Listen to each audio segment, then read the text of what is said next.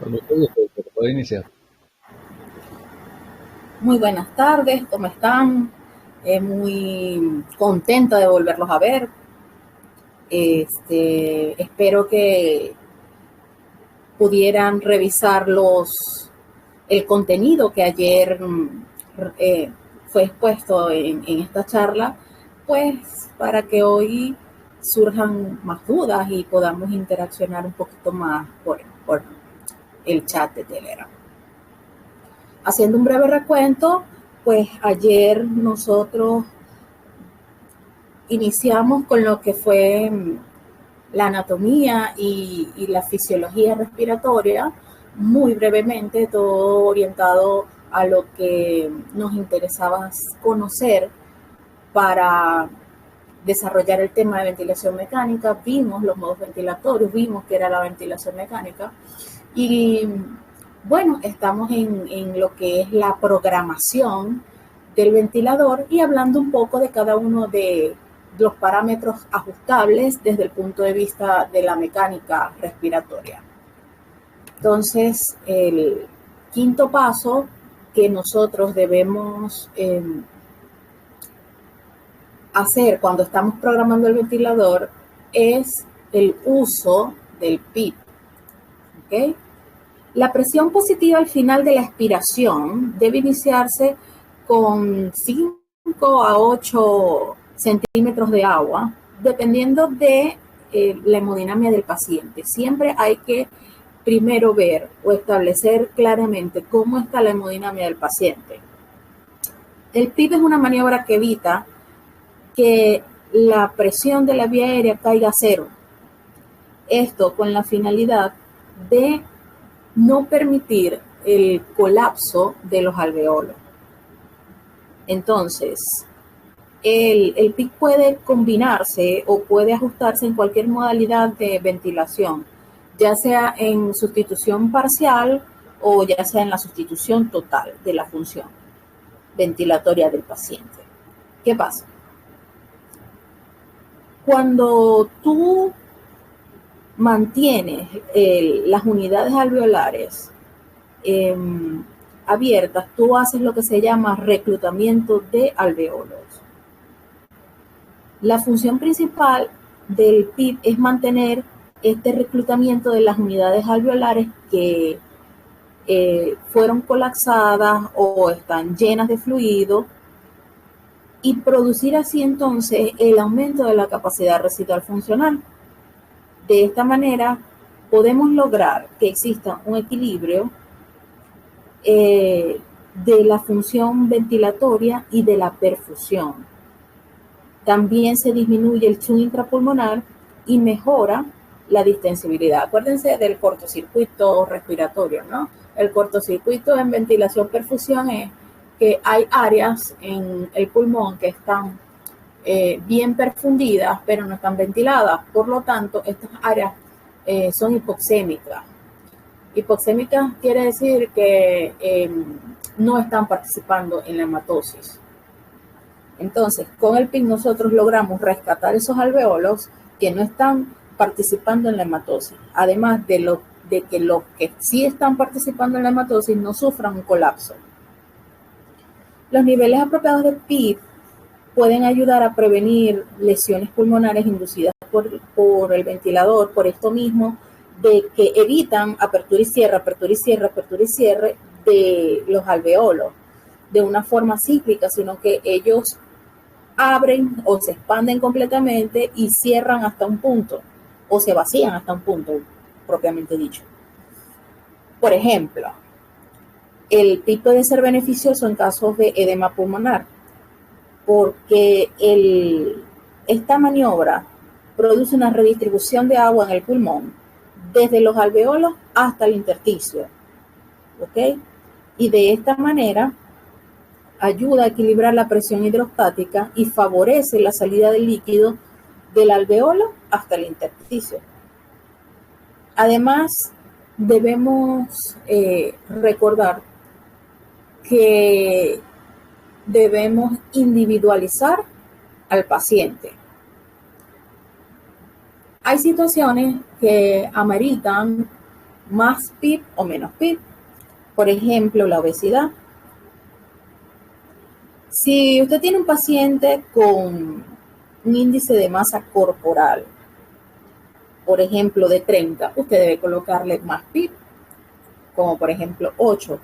Ahora, si usted tiene un índice de masa corporal de 40, entonces ya debe colocarle un poquito más, debe colocarle hasta 10. ¿Qué pasa? A los gorditos no se le coloca más PIB porque son gorditos, sino porque tienen menos capacidad residual funcional que un paciente con un peso acorde a su talla.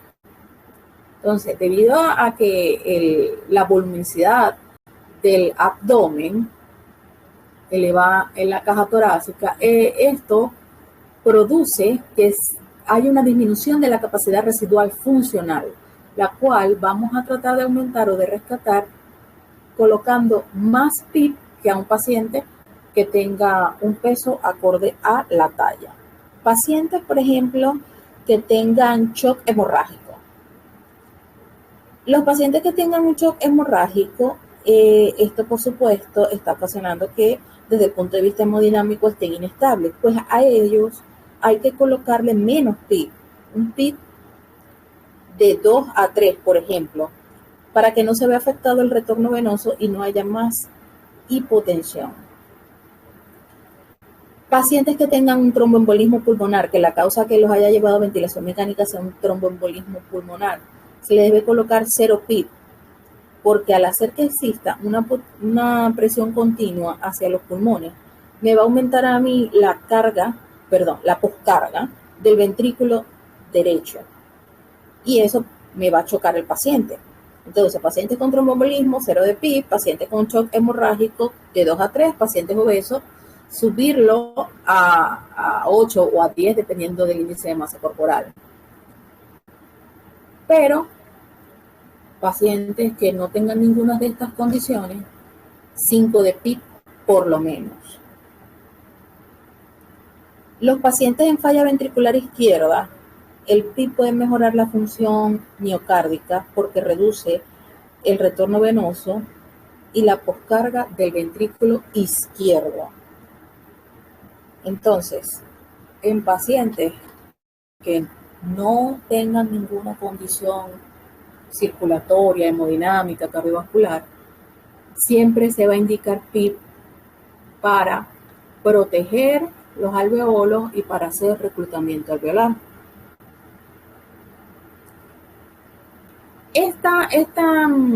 Fíjense que el PIB tiene un rango como que muy amplio, como que le puedo poner 3, como que le puedo poner 5, como que le puedo poner 10, dependiendo del paciente, tal. Lo importante acá es que tú tengas un PIB que te permita una adecuada oxigenación arterial. Es decir, que cuando tú le hagas un pH a ese paciente puedas ver que tiene una presión arterial de oxígeno mayor a 60 milímetros de mercurio y que además de esto, combinándose o correlacionándolo con la fracción inspirada de oxígeno, esta sea no tóxica.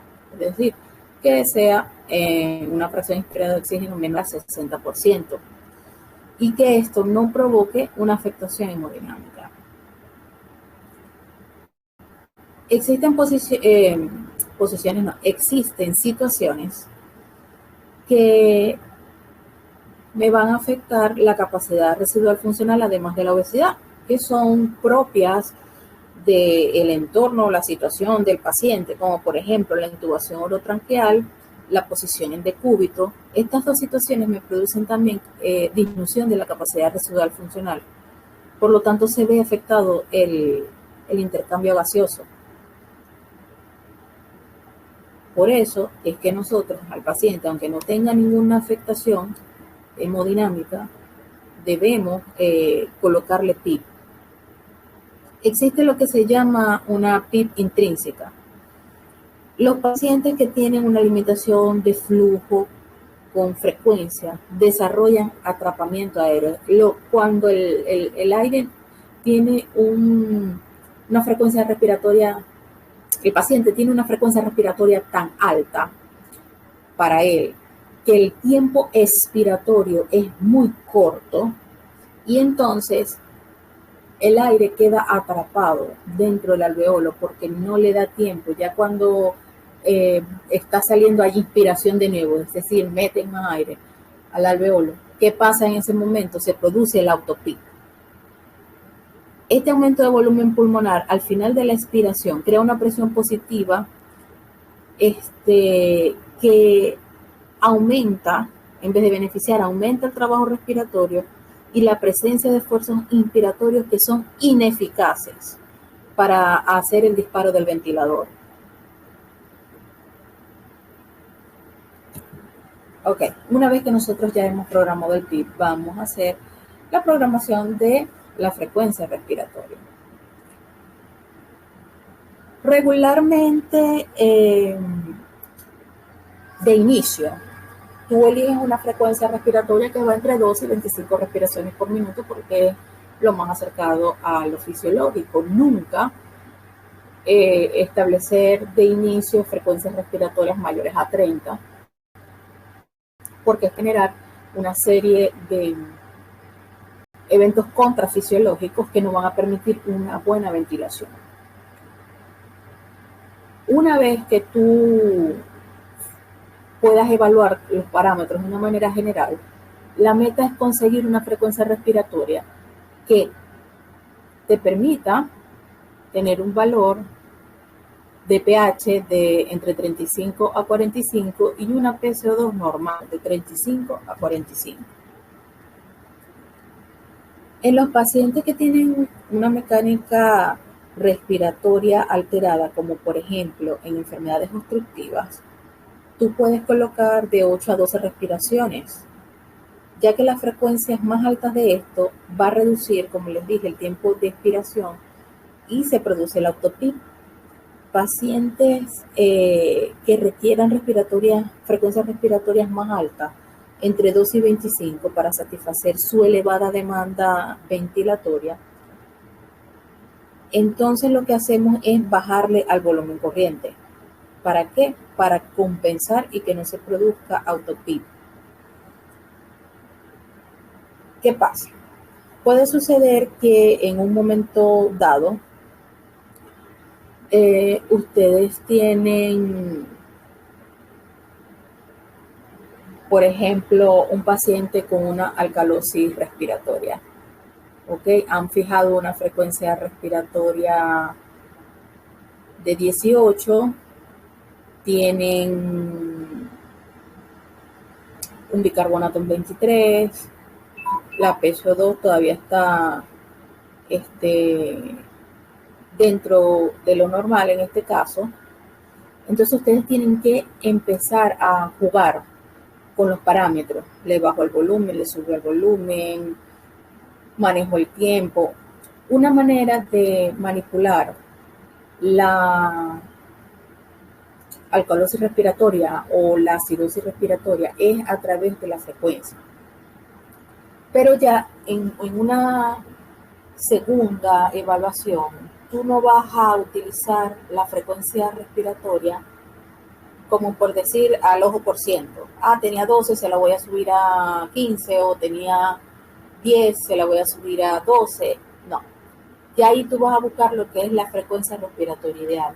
Y para buscar la frecuencia respiratoria ideal, tú lo haces a través de esta fórmula, que es la frecuencia respiratoria actual por la PCO2 que tiene el paciente en el momento que tú estás evaluando, que lo vas a obtener por supuesto de los gases, y lo vas a dividir entre la presión arterial de CO2 ideal, que debe ser una de las que está aquí. ¿Ok?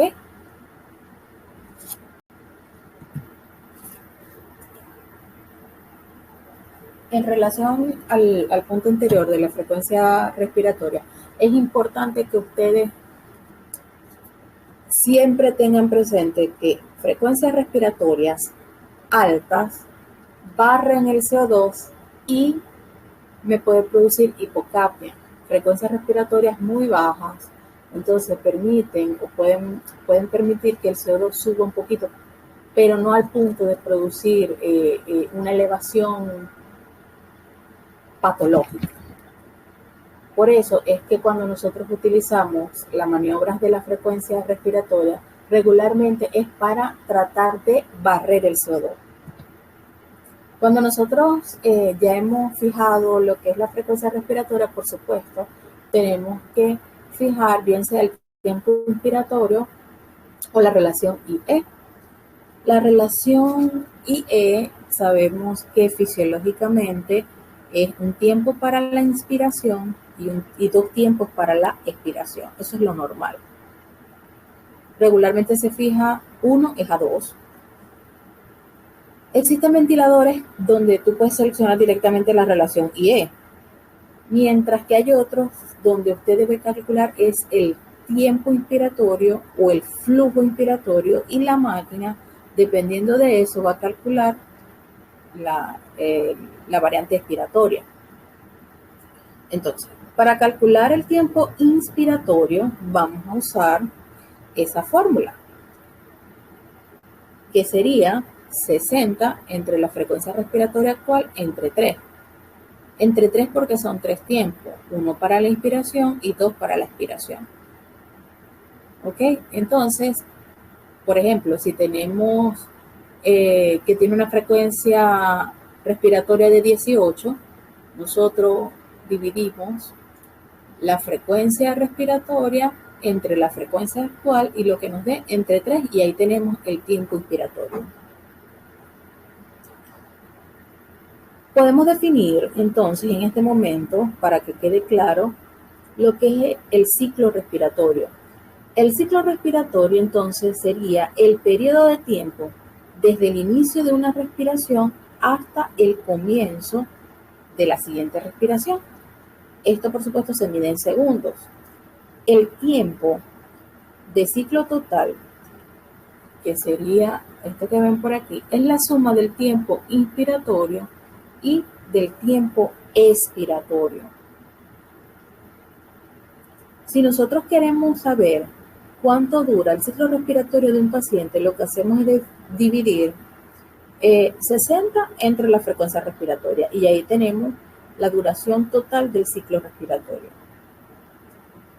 En una ventilación modo volumen o control volumen, el tiempo inspiratorio está influido por el flujo, ¿ok?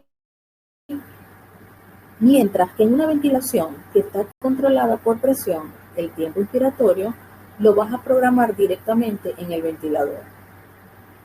Entonces, la relación entre la duración de la inspiración y la expiración está determinada por el tiempo inspiratorio y la frecuencia respiratoria. Bien, y esto es muy importante, es algo que ustedes deben tener en cuenta cuando se inicia el soporte respiratorio. Otra cosa que debemos considerar es la duración de la inspiración con respecto a la expiración, como ya les dije. Entre más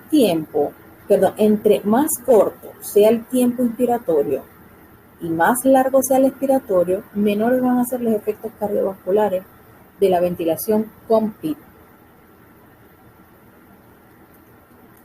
Y este tiempo hay que ajustarlo. Por ejemplo, ¿qué pasa si yo decido darle un tiempo expiratorio muy largo?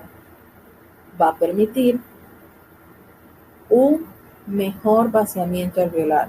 Va también a permitir menor riesgo de autopip, sobre todo si el paciente tiene una patología restrictiva, un aumento de la resistencia a las vías aéreas.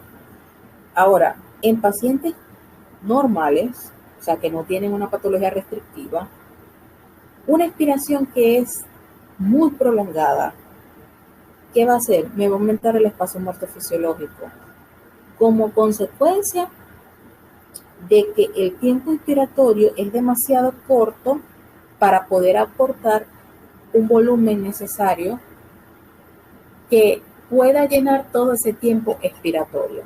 Entonces, de esta manera se aumenta el espacio muerto.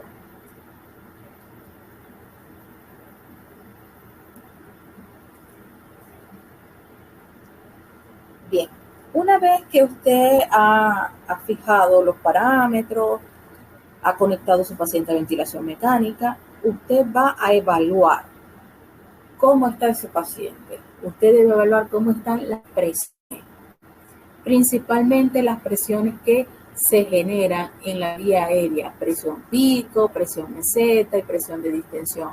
Estas son presiones que se generan con la ventilación mecánica. Las metas que usted debe de tener es que la presión pico sea menor de 35 centímetros de agua, que la presión meseta sea menor de 28 centímetros de agua, que la presión de distensión sea menor a 14 centímetros de agua. Entonces, estos parámetros podemos definirlo de la siguiente manera. Presión pico es la presión máxima que va a recibir el paciente y el circuito durante la inspiración. Esto es la presión máxima que le está enviando el ventilador. La presión Z, que debe mantenerse bajo 30 centímetros de agua para también reducir o evitar el riesgo de sobredistensión, es la presión máxima generada en la vía aérea al final de la inspiración y va a depender del volumen circulante. Por ejemplo, si yo tengo un paciente restrictivo o un paciente obstructivo, mejor, como por ejemplo en un broncoespasmo. En un broncoespasmo o en una oclusión del tubo endotraqueal por secreciones, el flujo inspiratorio y los volúmenes corrientes altos, además de la distensibilidad que está aumentada, me va a generar cambios en esta presión. También la presencia de fugas me va a generar cambios en esta presión, en la que es la presión meseta. Entonces, ¿para qué me sirve a mí medir la presión meseta, lo que también conocemos como presión plató o presión aplicada al final de la inspiración? Para yo poder determinar si hay alguna alteración de este tipo, es decir, si hay fuga, si hay un taponamiento del tubo endotraqueal, si el paciente está haciendo un broncoespasmo, ¿ok? Entonces, esta presión aplicada al final de la inspiración sobre las pequeñas vías aéreas y alvéolos se mide haciendo una maniobra que se llama pausa inspiratoria, ¿ok? En ausencia de flujo es cómo se debe medir, por eso es que se hace la pausa inspiratoria. La pausa inspiratoria consiste en aplicar una pausa, como se dice, o un retardo en la apertura de la válvula expiratoria durante un breve periodo de tiempo, pero cuando ya ha finalizado el flujo inspiratorio. De esta manera, el gas que ha sido insuflado permanece dentro de los pulmones del paciente y esto da lugar a una caída de la presión de la vía aérea desde su valor máximo o pico hasta un valor medio, que es la presión meseta como tal. Entonces, de esta manera nosotros pasamos de una presión pico, hacemos la pausa inspiratoria, la presión cae, pero hasta un punto, no va a caer hasta la presión de PIB o hasta la presión cero, sino que cae hasta este punto y se mantiene. En este momento nosotros la medimos y si hay alguna alteración, entonces podemos orientarnos a si hay algún tipo de evento, tanto mecánico como patológico, que me esté alterando esta presión meseta.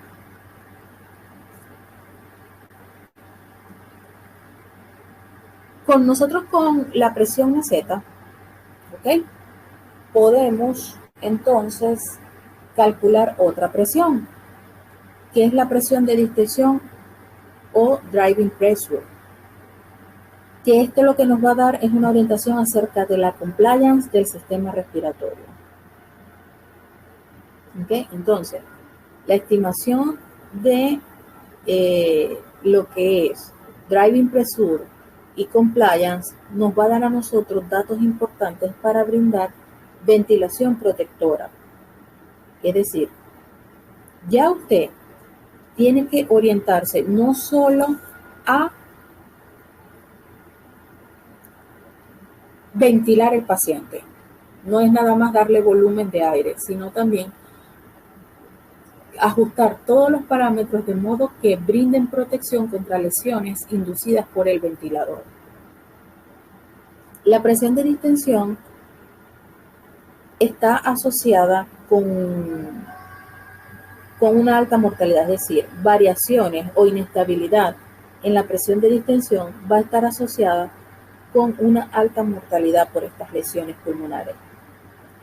Y esta va a depender, es decir, cómo vamos a sacar nosotros la presión de distensión. Por una diferencia que hay entre el PIB y la presión meseta. ¿Ok? Entonces, tenemos presión pico, lo máximo que le está dando el ventilador. Hago una pausa inspiratoria y me aparece entonces la presión meseta, que la presión cae hasta un punto y se mantiene.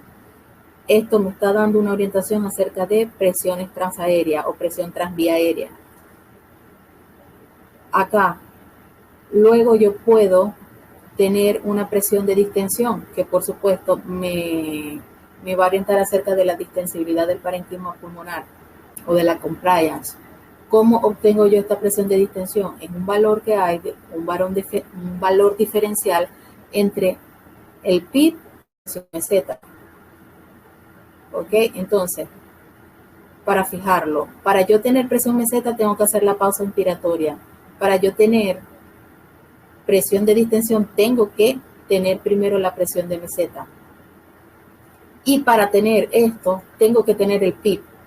Si yo no le estoy dando PIB al paciente, por supuesto no puedo sacar la presión meseta. Recordemos que el PIB es la presión al final de la expiración. ¿Ok? Fíjense que esta línea está un poco más arriba que esta. En otras láminas se va a ver mejor, pero esto lo que quiere decir es que esto que viene aquí abajo estaría representado por la presión 0 y el PIB está un poco más arriba. Ok, otro parámetro que puede ser ajustable son las alarmas.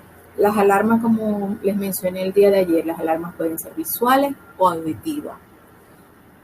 Deben ajustarse a un nivel de sensibilidad que permita detectar fácilmente la aparición de sucesos críticos, bien sea en el ventilador, en el circuito o en el paciente.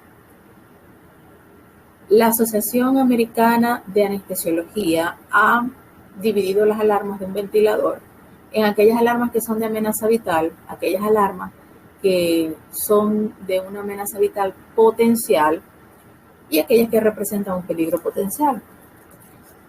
Las más importantes, amenaza vital, se fue la energía eléctrica, se acabaron los gases medicinales, no hay oxígeno, la válvula expiratoria no funciona, ¿ok? Se paró el ventilador, fallo de ciclar el ventilador, que se paró el ventilador. Evidentemente, todo esto va a producir en el paciente que no está ventilando, se va a morir. No le está llegando oxígeno, se va a morir. No le va a salir la presión no va a bajar, no va a salir el aire de los pulmones, no va a oxigenar y además va a ocurrir una lesión pulmonar por el ventilador. En todas estas se va a morir. Ahora, en las de amenaza potencial a la vida y de peligro potencial, bueno, el ventilador te puede avisar cuando el paciente está haciendo autopic, por ejemplo, o te puede avisar, eso no va a matar al paciente, tú simplemente lo ajustas. Si hay una fuga, ¿okay? Te da tiempo a ajustar el ventilador. Entonces, el objetivo de estas alarmas es alertar al personal sobre la existencia de cualquier problema.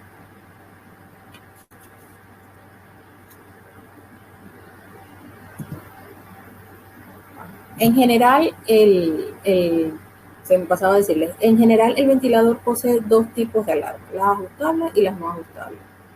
¿Ok? Entonces, las que son no ajustables son las de amenaza vital. Las demás tú puedes ajustarlas. Ajustarlas significa ponerle mayor o menor volumen o dejarlo solo con una indicación visual. Eso significa ajustarla. No es que no van a estar, sino la manera como tú vas a recibir la indicación. Además de esto, cuando nosotros estemos fijando las alarmas que son programables, debemos tener en cuenta estos parámetros. Alarmas programables. En cuanto a la presión de vía aérea, tienes la de máxima presión inspiratoria, la de mínima presión inspiratoria, es decir, el límite máximo y mínimo para la presión inspiratoria, el mínimo de PIB. ¿Qué quiere decir esto? Por ejemplo, si el PIB es menor a 2 o mayor a 5, esto va a sonar, la alarma de PIB, y te va a indicar desde el punto de vista visual o auditivo. Si el volumen corriente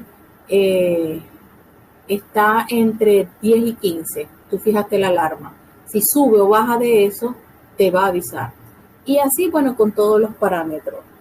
Una presión de vía aérea, la máxima inspiratoria suele establecerse en 10, ¿ok? 10 centímetros por encima de la presión pico de la vía aérea. Es decir, tú quieres una presión pico de 35. Bien, entonces tú le regalas 10 centímetros de agua. Ya después, si te dice, si la presión llega a 55, entonces va a sonar la alarma. Otra cosa, la frecuencia respiratoria. Por ejemplo, la frecuencia respiratoria decimos que nunca debe ser mayor a 30. Entonces, nosotros podemos fijar la alarma entre 30 y 35. Ya si el paciente está desarrollando respiraciones mayor, que sumándolas a las del ventilador nos da más de 35, entonces va a sonar la alarma. ¿Bien? Ahora, ¿por qué necesitamos las alarmas y qué debo pensar cuando una alarma está sonando y me indica bien sea variaciones en la presión o variaciones en el volumen? Entonces, tenemos una presión alta. La presión pico empezó a sonar. El paciente está despierto, está luchando contra el ventilador. Eso es lo que podemos pensar. O que el paciente está teniendo tos, o que se dobló el circuito. Estas son algunas de las indicaciones. Entonces, cuando suene la alarma que la presión máxima está sobre el nivel máximo, podemos pensar en un paciente despierto, en un paciente con tos o que se dobló el circuito. Ahora, si la presión es muy baja, ¿por qué vamos a pensar? Primero en una fuga, ¿ok? Bien sea una fuga del circuito, bien sea porque se rompió el balón del tubo endotraqueal, ¿ok? Siempre cuando la presión está baja, lo primero que vamos a pensar es en una fuga. Otra opción puede ser que la demanda inspiratoria del paciente excede al flujo que está siendo suministrado por la máquina o que el paciente se desconectó. Básicamente, todas son por flujo. Entonces, cuando la presión está baja, siempre hay que pensar en que hay un problema con el flujo. Ahora, antes de que existan estos problemas de presión, el sensor de flujo nos tiene que avisar. Entonces, cuando el sensor de flujo suena, puede ser porque no está calibrado, porque está malo o defectuoso, porque exista un defecto en la válvula de expiración que esté sensando el ventilador o porque no está bien colocado. ¿Okay?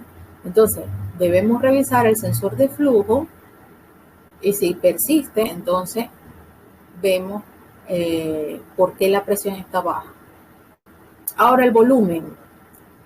Si el volumen es alto, si la alarma que nos está dando es para volumen alto, es porque se ha sobrepasado el límite superior prefijado o porque el sensor de flujo no está calibrado. Es mucho más frecuente que tengamos problemas por falta o por volumen bajo. ¿Qué pasaría en este entonces? Que el límite inferior prefijado ha sido sobrepasado que existan fugas importantes en el circuito, que se desconectó el paciente, o también problemas con el sensor de flujo.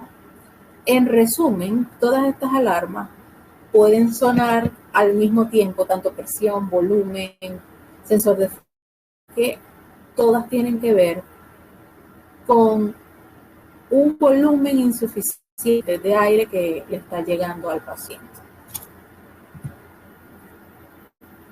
Entonces, en un resumen, ustedes tienen que, primero, elegir la modalidad ventilatoria entre asistida controlada, bien sea por volumen, por presión, o controlada totalmente, o ventilación de soporte. Deben ajustar la sensibilidad de trigger o disparo. Si es por presión, lo van a colocar entre 0,5 a 2. Si es por flujo, lo pueden colocar de 1 a 3. Pueden simplemente fijar en su cabeza el número 2, que es el valor medio.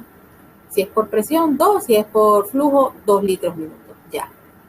Ya saben que deben de tener o alcanzar un volumen minuto de 7 a 10. El volumen corriente, iniciar con 6 ml por kilo, pero puede variar de 4 a 10.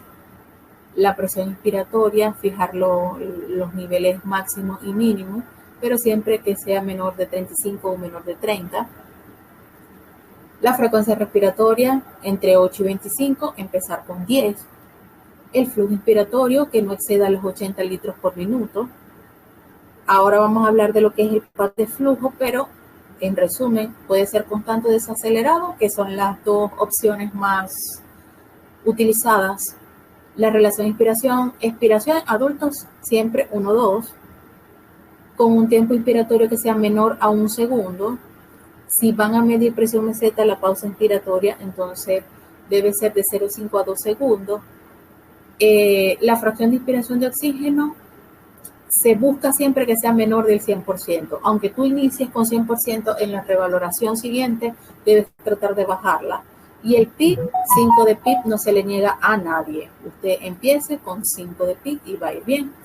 De esta manera, entonces, usted está cumpliendo con las metas ventilatorias de presión pulmonar, que es lo mismo que ya le dije: alcanzar una presión máxima de la vía aérea menor de 35, una presión meseta menor de 28, presión driving pressure menor a 14 o menor a 13 según algunas literaturas, alcanzar valores normales de presión arterial de oxígeno y presión arterial de CO2, saturaciones de oxígeno. Para el síndrome de estrés respiratorio se permiten aún menores en un 88%, pero que ustedes tengan 90% está bien.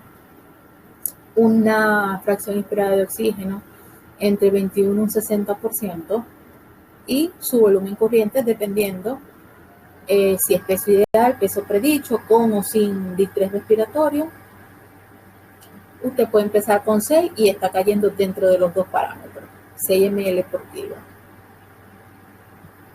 Ok, cuando usted fije su ventilador, usted va a ver algo así, donde vemos las presiones pico, donde vemos la frecuencia respiratoria, la relación IE, chévere. Y va a empezar a ver estas curvas. Y usted dirá, bueno, ¿y estas curvas qué son? Va a ver también el modo como tiene el paciente, si está controlado, si está... Estas curvas son para vigilar la función mecánica del paciente. Existen 3 curvas principales. Estas 3 curvas principales son curva de presión-tiempo, curva flujo-tiempo y curva volumen-tiempo. Fíjense que siempre vamos a ver la interacción de las variables físicas, presión, flujo y volumen, que está dando el ventilador en función del tiempo. Presión medida en centímetros de agua, o algunos ventiladores en bars. El flujo siempre se mide en litros sobre minutos. el volumen siempre se mide en ml y el tiempo siempre medido en segundos. El tiempo siempre lo vamos a ver en la línea horizontal o eje de las X. La presión, el flujo del volumen siempre lo vamos a ver en la línea vertical o eje de las Y. Vamos a iniciar hablando de la curva flujo-tiempo. Esta curva, como les indiqué, va a ver el comportamiento del flujo de aire, es decir, la entrada y la salida de aire a una velocidad determinada, interaccionándola con el tiempo, lo que quiere decir que va a ser en un tiempo determinado. Entonces, vemos en el eje de las Y el flujo y en el eje de las X el tiempo.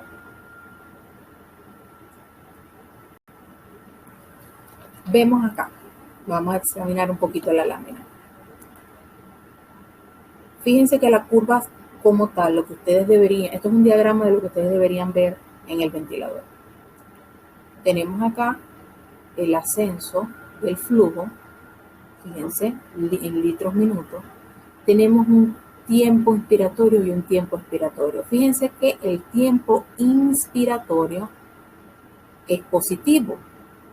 La deflexión es hacia arriba. Mientras que en el tiempo expiratorio, ven que la deflexión es hacia abajo. ¿Ok? Fíjense que el tiempo expiratorio es más amplia que la longitud del tiempo inspiratorio. Y aquí vemos el flujo inspiratorio o pico. Aquí lo que vamos a ver es el pico inspiratorio máximo. Y en este otro lado vemos, en esta punta de acá, el pico expiratorio máximo. Entonces, esta área que está acá es el volumen el volumen que está dando el ventilador mecánico. Mientras que esto que está acá, este volumen que está acá, corresponde a las propiedades de elasticidad, es decir, de volver a su volumen inicial del paciente. ¿Qué quiere decir esto? Hacia arriba que está entrando y hacia abajo lo que está saliendo. ¿Bien? Entonces, con esta curva se van a expresar los cambios en el flujo que está medido en el circuito del ventilador. Como ya les dije, las curvas de flujo son distintas. ¿Ok? Ellas pueden ser en la modalidad de volumen control.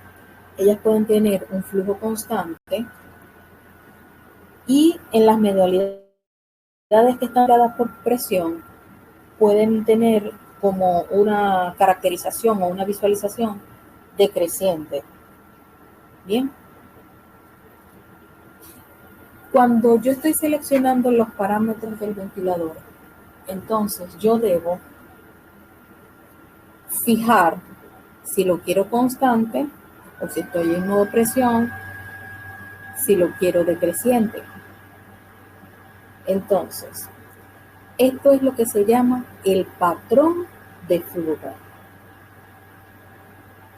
Existen 4 patrones de flujo, pudiendo ser acelerado, desacelerado, acelerado, desacelerado, el constante o el sinusoidal. El sinusoidal es el que más se parece a una ventilación espontánea. ¿Ok?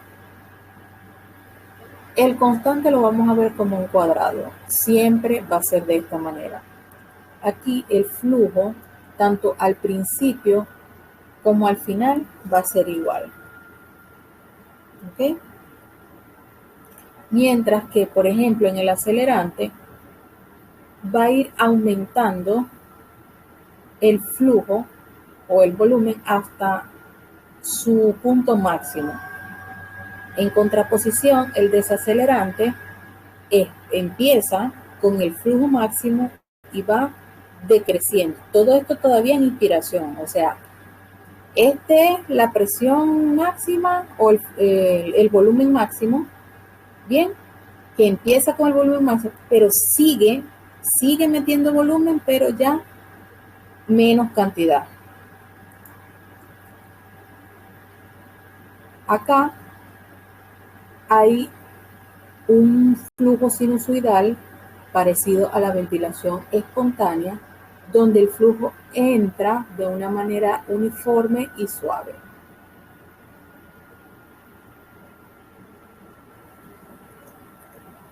Ok, la curva de volumen-tiempo, aquí tenemos en el eje de las X el tiempo, en el eje de las Y el volumen.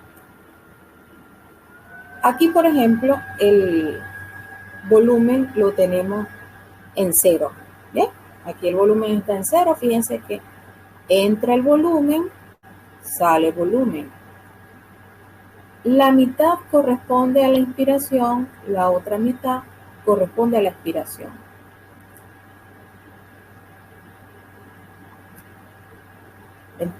El vértice del triángulo es el punto inspiratorio máximo. Si lo comparamos con esta gráfica que tenemos a la derecha, pareciera como si el volumen fuera diferente, porque hay una distribución diferente. Esta gráfica lo que nos está queriendo decir es que el tiempo inspiratorio y el tiempo expiratorio movilizan la misma cantidad de volumen, solo que de volumen corriente, ¿no? Que recuerden que el volumen corriente toma en consideración tanto el volumen que entra como el volumen que sale. Entonces, todo esto es la totalidad del ciclo, lo que entra y lo que sale, pero el tiempo expiratorio es más largo.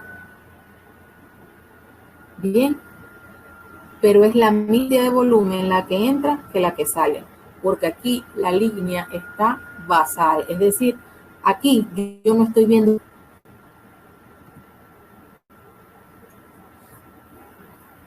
Bien, ahora vamos con la curva presión-tiempo.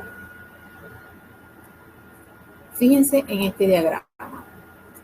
Tenemos que todo lo que está por debajo de la línea del tiempo va a corresponder a un esfuerzo del paciente, por lo tanto va a ser presión negativa. Todo lo que esté por encima de esta línea horizontal va a ser presión positiva, que va a estar dada por el ventilador. Esta línea punteada en rosa que ven acá representa el PIB. Fíjense que no llega a 0. 0 es esta línea aquí.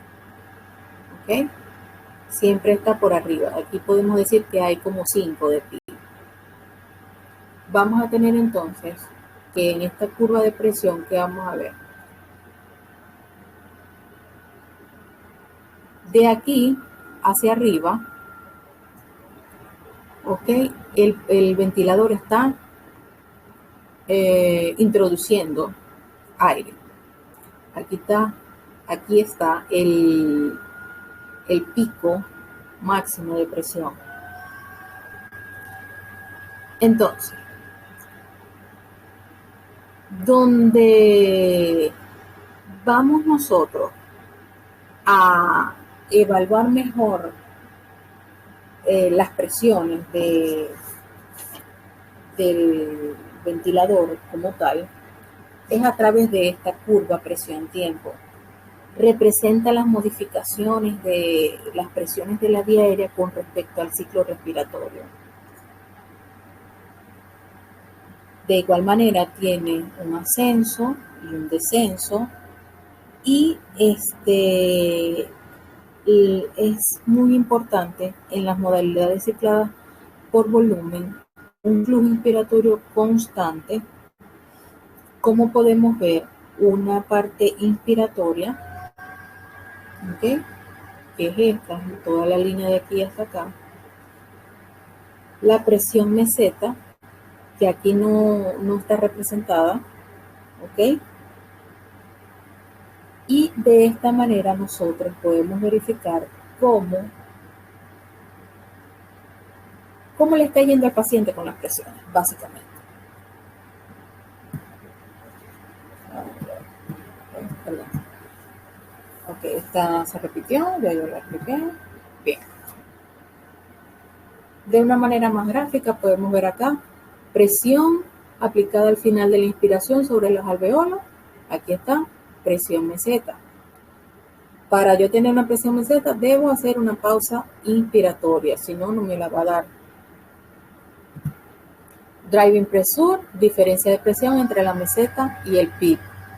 Entonces, para yo poder tener la driving pressure, tengo que darle PIB al paciente, ¿ok? Tengo que sacar la presión meseta.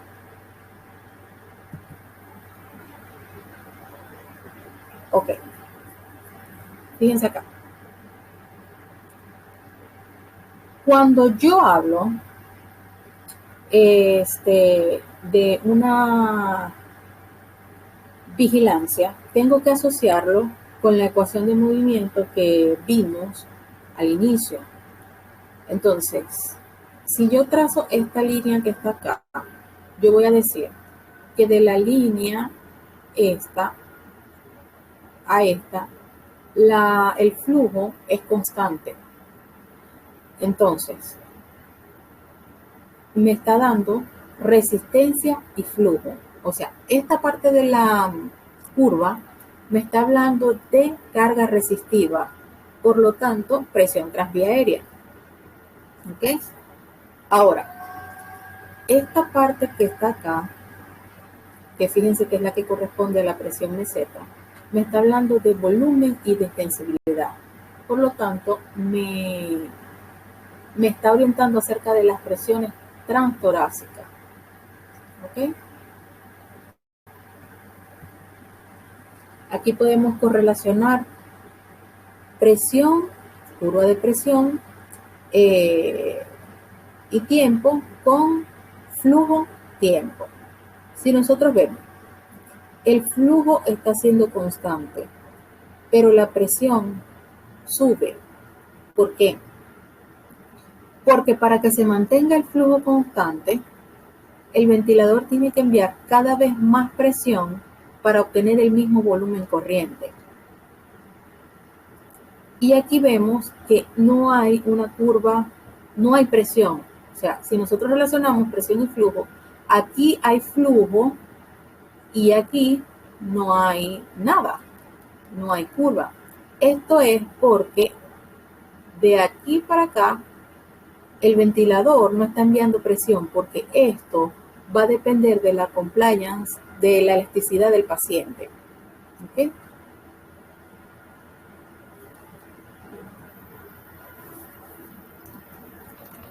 Realizar una pausa al final de la inspiración, manteniendo la válvula expiratoria cerrada durante un tiempo determinado, me va a dar a mí la pausa inspiratoria. La pausa inspiratoria, fíjense, se va a visualizar de esta manera. Tenemos aquí el pico máximo, esto es un flujo desacelerante, hacemos la pausa, dura 2 o 3 segundos y aquí está la expiración. Esto lo hacemos para sacar la presión meseta. Fíjense aquí no estamos haciendo la pausa inspiratoria, por supuesto no se genera la meseta, y aquí con la pausa inspiratoria, fíjense, tenemos ya este patrón es diferente a este, porque este es desacelerante, este es acelerante, tenemos el pico máximo, ok, hacemos la pausa inspiratoria, sale la meseta para que nosotros podamos medirla. Ahora vamos a hablar de las curvas flujo-volumen. Prácticamente la curva de flujo-volumen es útil para observar las limitaciones de flujo, ¿ok? En el tiempo expiratorio. Estas curvas tenemos un ascenso inicial, ¿ok? Fíjense, aquí tenemos el flujo y aquí tenemos el volumen. Eso es lo que determinamos o podemos llamar bucles, ¿ok? Porque también son cíclicos. De 0 a 1 vamos a tener el ascenso inicial hasta el flujo inspiratorio máximo. Luego vamos a tener un flujo constante que es lo que el tiempo total que va a durar la inspiración. Bien, luego tenemos lo que es la expiración. Fíjense que en la expiración va cayendo el volumen, va cayendo el flujo, va cayendo el flujo, incluso se hace negativo. Ya el flujo expiratorio máximo es negativo y luego va decreciendo, ¿ok? Aquí la curva de volumen-presión, vamos a ver un punto de inflexión inferior. También ellas relacionan la capacidad residual funcional. Posteriormente, al inicio de la entrada del volumen, ¿ok? Vamos a empezar a ver cómo hay una expansión pulmonar, que es lo que llama aquí inflación, hasta un punto de inflexión superior. Aquí hay un error, punto de inflexión superior, que lo podemos visualizar aquí. Ya de ahí, cuando empieza a decaer el volumen, vamos a ver lo que es la deflación, ¿ok? Simplemente nos está correlacionando capacidad residual funcional, presión y volumen. Ahora, la ventilación mecánica tiene muchos efectos. Nosotros podemos decir que es un procedimiento que va a salvar la vida, que es un procedimiento inocuo, pero no es así. La ventilación puede influir sobre la mayor parte de los órganos de la economía.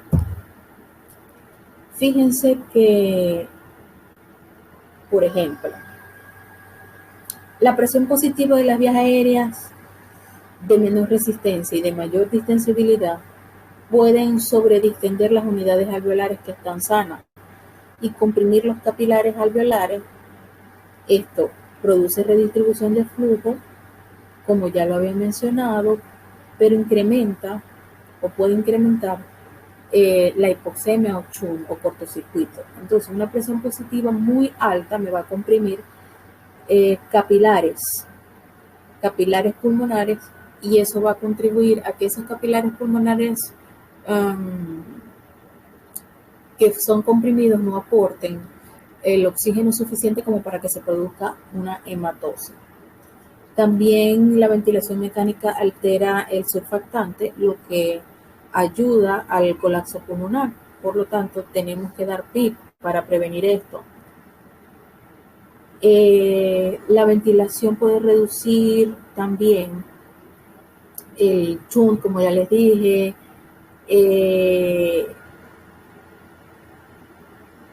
Recordemos que la ventilación-perfusión son alveolos que están perfundidos sin ventilación, o el contrario, alveolos que están siendo ventilados pero que no están siendo perfundidos. Entonces, si tenemos un PIP que me va a alterar este juego ventilación-perfusión, va a aumentar el espacio muerto a través de la sobredistensión alveolar. Al aumentar entonces, si pasamos a otro órgano, si pasamos al corazón, al aumentar la presión endotorácica, producto de la sobredistensión pulmonar, entonces me va a aumentar la poscarga del ventrículo derecho. También los volúmenes altos del pulmón me van a incrementar la resistencia vascular pulmonar, que también va a incidir sobre la poscarga del ventrículo derecho. Que yo tenga alveolos que no están siendo ventilados produce también aumento de la resistencia vascular periférica. Y cuando la poscarga ya es alta, aumenta el volumen de fin de diástole del ventrículo derecho. Me desplaza entonces el tabique hacia la izquierda porque existe una condición que se llama interdependencia biventricular, y este desplazamiento del tabique hacia la izquierda disminuye el llenado ventricular izquierdo. Entonces, esto genera que existe un aumento de presión de fin de diástole del ventrículo izquierdo con una disminución del volumen efectivo. O sea que lo que empieza por el corazón derecho termina afectando también al corazón izquierdo. Los esfuerzos que son inspiratorios excesivos me van a afectar también a la poscarga de ambos ventrículos, tanto el izquierdo como el derecho. Pero especialmente en el izquierdo, porque hay mayor estrés parietal. Un esfuerzo ventilatorio intenso genera que la presión negativa del tórax, que es en sentido opuesto a lo de la pleura, ¿ok? Durante la sístole va a afectar el retorno venoso y va a afectar la precarga del ventrículo izquierdo. Al mismo tiempo va a aumentar la poscarga en ambos ventrículos. Entonces, para mantener el volumen de eyección, ¿qué va a hacer el corazón? Aumentar la presión transparietal. Entonces, estamos desde un esfuerzo inspiratorio que está afectando el tabique o la pared del ventrículo. También debemos recordar que un aumento de presión de la vía aérea se va a transmitir al espacio intrapleural y a todas las estructuras intratorácicas, induciendo un efecto de compresión de grandes vasos, que da lugar entonces a que aumente la presión venosa central. Ahora, si hay una desconexión del ventilador, ¿bien? Una desconexión que puede ser accidental incluso, y ese paciente, debido a su requerimiento, tiene un PIB alto, supongamos que era un obeso que tenía 10 de PIB. Entonces, esa pérdida súbita de presión intratorácica que se dio por la desconexión del ventilador va a precipitar un desarrollo de edema pulmonar. Entonces hay que tener cuidado con eso también.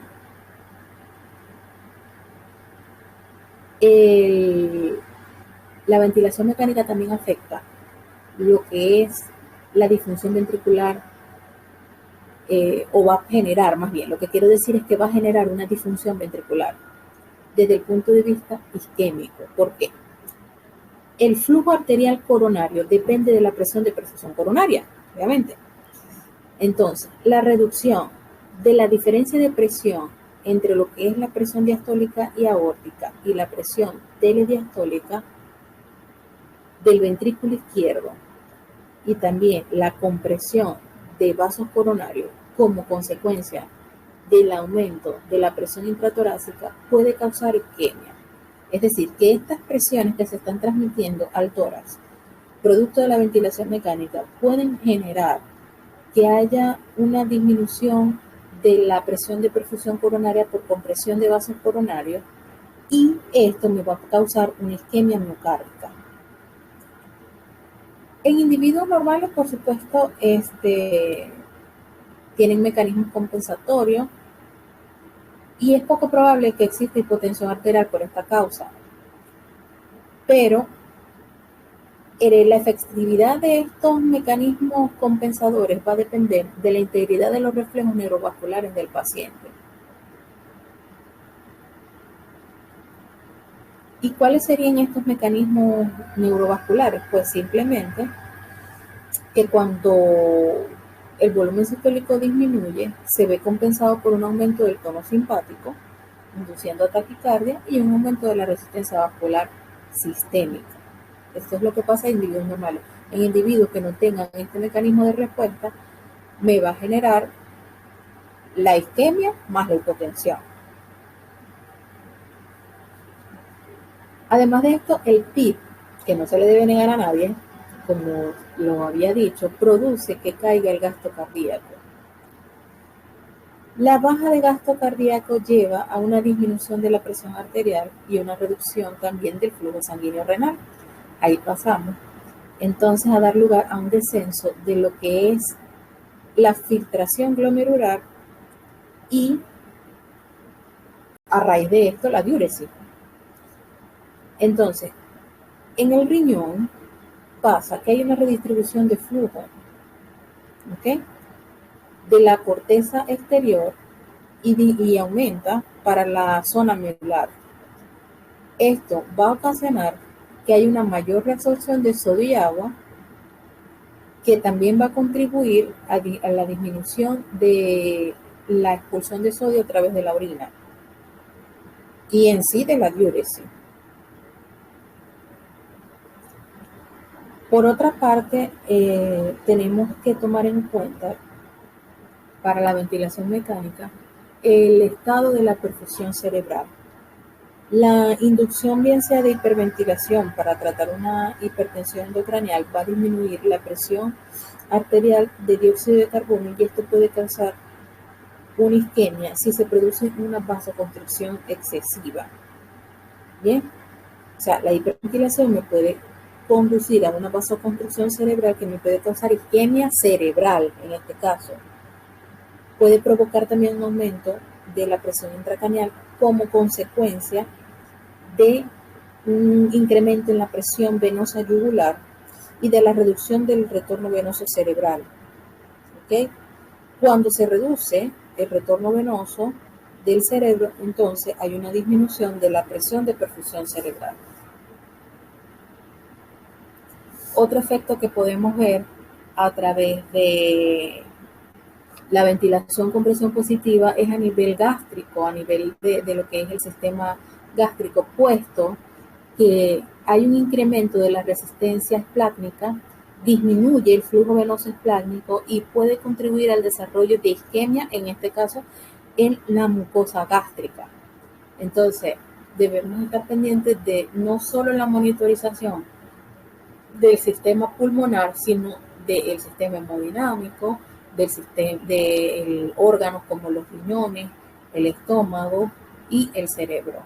Aun cuando estos órganos no tengan ningún problema, pueden lesionarse debido a la ventilación mecánica. En conclusión, ¿ok? Podemos decir que la ventilación mecánica es un mundo. La ventilación mecánica es un mundo lleno de detalles. Tienes que conocer desde cómo funciona el ventilador, cómo funciona la parte respiratoria del ser humano e integrarlas. Las tienes que integrar para poder manejar esa relación que se da entre el paciente y el ventilador. Tenemos muchas formas de manejarlo desde el punto de vista de que si tenemos una sustitución parcial o una sustitución total de la función ventilatoria, y de allí derivan todos los modos ventilatorios, que sea asistido, controlado, SIMB, y que una vez que tú decidas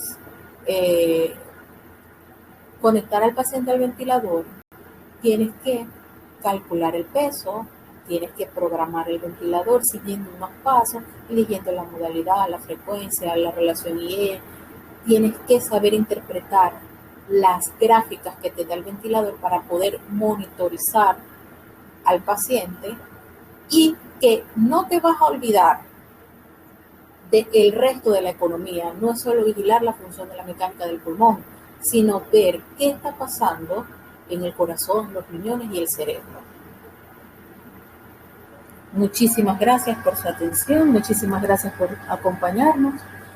Estoy abierta a que puedan realizar sus preguntas.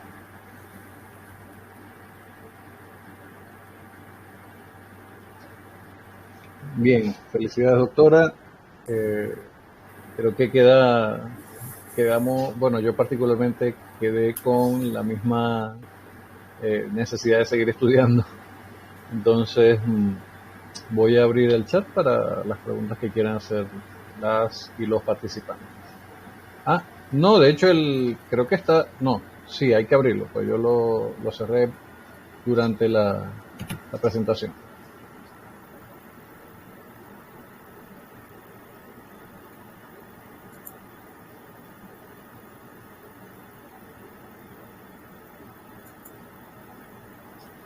Bien, ya pueden plantear sus inquietudes, sus dudas por allá.